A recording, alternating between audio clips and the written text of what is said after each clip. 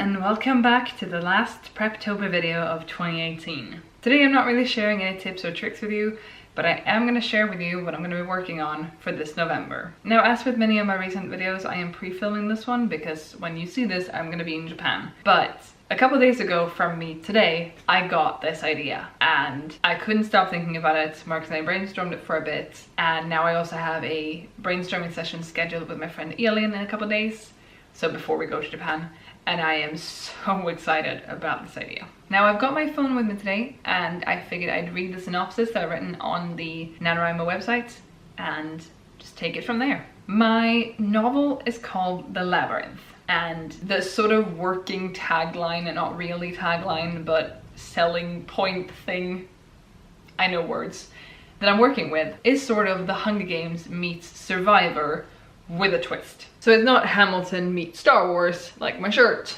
even though it would be kind of interesting to do that too at some point. But yeah, The Labyrinth, sort of like The Hunger Games mixed with Survivor with a twist. Set in the future, The Labyrinth is a thrilling mystery novel where prison inmates are given a choice: execution or trying their luck against 24 other criminals in a labyrinth that's out to kill them. There will be a sole victor, and that person gets their entire criminal records crossed out and receives a fair bit of money, meaning that they can live out the rest of their lives as kings and queens. The competition is broadcast on TV, and people get to vote for their least favorite participant, who will get hardship sent their way. People start having favorites, and maybe it's a little too easy to forget the criminal number 3, though he is incredibly handsome, is actually a mass murderer and maybe not someone you should want freed from prison. Now, what drew me to this idea was that I just got the idea of a labyrinth. As you know, I have read The Savior's Champion by Jen Morrissey, which features a labyrinth. I'm pointing that way because it's standing down there on the shelf.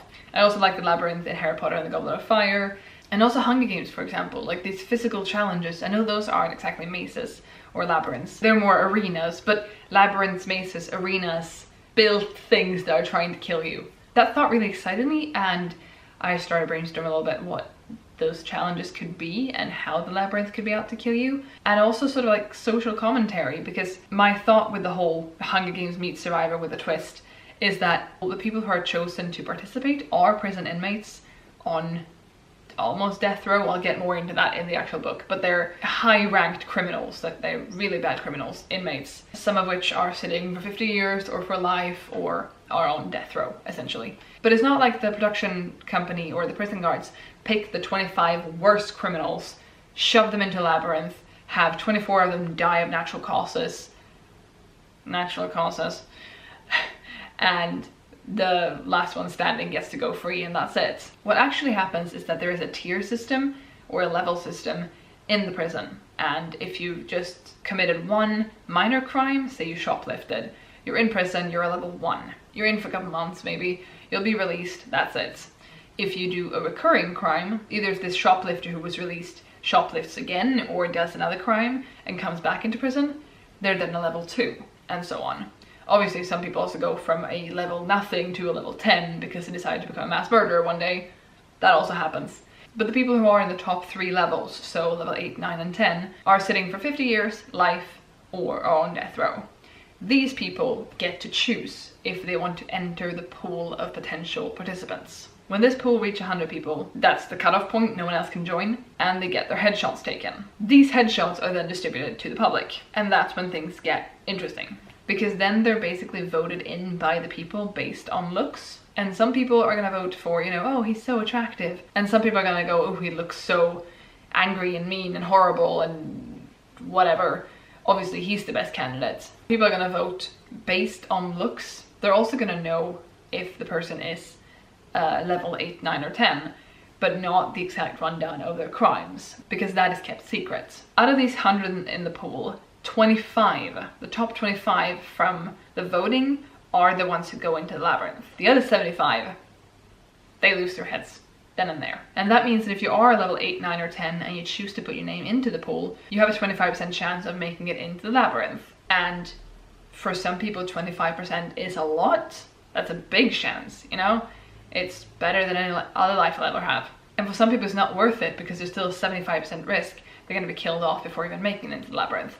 So they opt to not even go in the pool. And out of the 25 people who do end up in the labyrinth, 24 of them are gonna die. So I mean, the odds are not that great, but people still take the chance, because if that means freedom, great.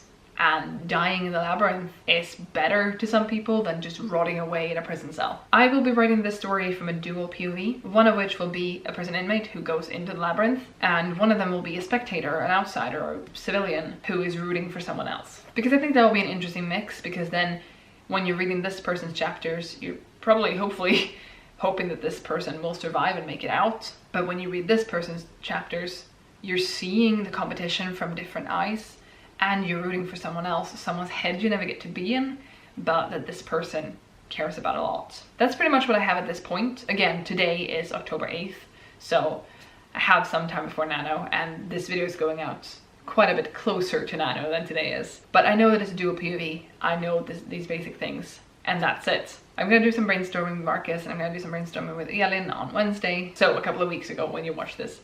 And I am super excited. I think this could be a very fun story to write, also a very horrible story because a lot of people are gonna be dying in it, but I think it could be fun, and it's an idea that I'm very excited about, and it feels very good to go into Nano like that. In the past, I've been way more of a pantser. This is probably the most of an idea I've had for many years going into Nano, and I'm also gonna enter Nano knowing more than I do right now, so I'm super excited about that. And I'm not really approaching Nano as a plotter either though. I'm sort of going for a plantser thing, a middle ground thing, because I do intend to brainstorm sort of an outline for the story, at least the beginning, first half of the story, but I'm not going to go into great detail. I'm probably not going to do a lot of character outlines and that kind of thing, because I prefer getting to know my characters through writing them and not just through a sheet of facts and stats and stuff. Please tell me down below what you're going to work on for Nano, and I will also link my link for my Nano page down below in case you want to be a buddy with me. I would love to have more buddies. I am so excited that Nano kicks off a week from today. I'm also hoping to finish my current novel before Nano starts, and me right now is not so certain I'm going to be able to do that because I have a long way to go and I'm leaving on a trip soon and probably not going to write a lot during the trip. I'll be back with another video for you on Thursday next week as usual, and that one's going to be a bit of a NaNoWriMo pep talk kickoff type thing. I'll see you then. Have a great week. Bye.